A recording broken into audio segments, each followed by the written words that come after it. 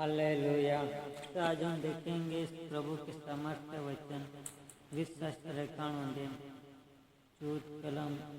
तेणे मारा पर पोतानी प्रीति बेसाड़ी छे, माटे हूँ तेने बचावीश।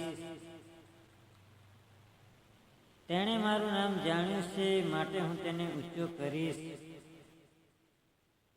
15 ते मने अरज करशे एटले हूँ तेने उत्तर दईश।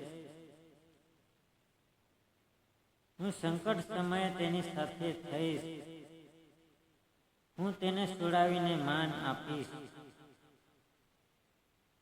लांबा आयुष्यथी हूँ तेने तृप्त करीश अने तेने मारू तारण देखाईश। तो यहाँ पे